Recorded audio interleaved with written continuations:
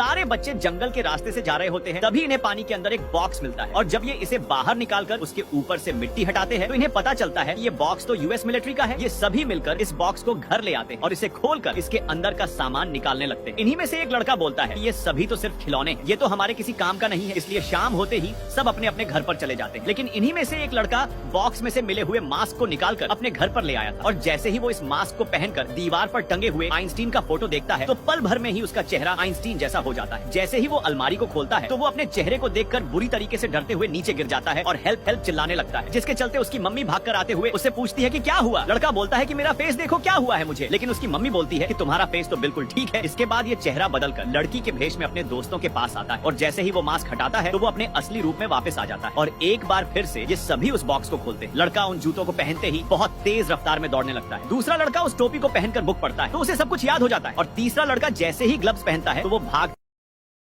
ये महिला अपने कुत्ते को गर्म हवा के गुब्बारे से गिरा देती है, लेकिन अचानक एक पैराशूट खुल जाता है और कुत्ता सुरक्षित उतर जाता है। हालांकि गुब्बारे ने सवार ये दो लोग नीचे जाने से इनकार करते हैं। वे 23,000 फीट तक पहुंचकर विश्व रिकॉर्ड तोड़ना चाहते थे, क्योंकि वे वो सीन देखना चाहते थे जिनके बारे में उन्होंने केवल किताबों में पढ़ा था। इससे पहले कि उन्हें पता चलता कि वे 23,000 फीट ऊपर थे, हवा पतली होने लगी और गुब्बारे पर बर्फ जमने लगी थी। उनकी हालत तेजी से खराब हो गई। ये देखकर महिला ने गुब्बारे के उत्तरण को नियंत्रित करने की कोशिश की, लेकिन हवा छोड़ने वाला वाल्व अब जम चुका था। इसे ठीक करने का एकमात्र तरीका गुब्बारे के ऊपर चढ़ना था। उसकी स्किन पर सूजन आना शुरू हो गया था। उसने बहुत जोर से आगे बढ़ने और रस्सी को पकड़ने की कोशिश की, लेकिन उसने अपना संतुलन खो दिया और लगभग गिर पड़ी। उसके शरीर के चारों ओर बंधी रस्सी ने उसे बचा लिया। वो चढ़ती रही जब तक कि फाइनली वो गुब्बारे के टॉप पर नहीं पहुंच गई। उसके पास आराम करने का समय नहीं था और उसने तुरंत वॉल्व पर अपना पैर मारा, लेकिन वो टस से मस नहीं हुआ। तीसरी कोशिश में आखिरकार उसने उसे तोड़ दिया, लेकिन इस अनुभवी सैनिक ने मजाक उड़ाते हुए कहा कि नए सैनिकों द्वारा बिछाए गए बारूदी सुरंगें कुछ काम के नहीं। उसने तुरंत इस फ्यूज को काट दिया। हालांकि जब वो दूसरे फ्यूज को काटने ही वाला था तभी एक दुर्घटना घटी। बमों से बचते हुए उसने एक बारूदी सुरंग पर पैर रख दिया। नए सैनिक तुरंत वहां पहुंचे और उससे कहा कि वो इधर उधर न हिले, नहीं तो ये फट जाएगा। ये पता चला कि नए सैनिकों ने ड्रिल को और ज्यादा रियलिस्टिक बनाने के लिए यहाँ एक असली बारूदी सुरंग गाड़ दी थी। अनुभवी सैनिक इतना डर गया कि उसने हिलने की बिल्कुल भी हिम्मत नहीं की। सैनिकों ने बारूदी सुरंग को निष्क्रिय करने के लिए एक्सपर्ट्स को बुलाने का फैसला लिया। अनुभवी सैनिक के पास जहाँ था वहीं रुकने और बचाव का इंतजार करने के अलावा कोई विकल्प नहीं था। वो दिन से रात तक इंतजार करता रहा, यहाँ तक कि उसके पूरे शरीर पर बर्फ जमा हो गई, लेकिन सहायता टीम अभी तक नहीं आई। कुछ ही देर में सैनिक को इतनी नींद आ गई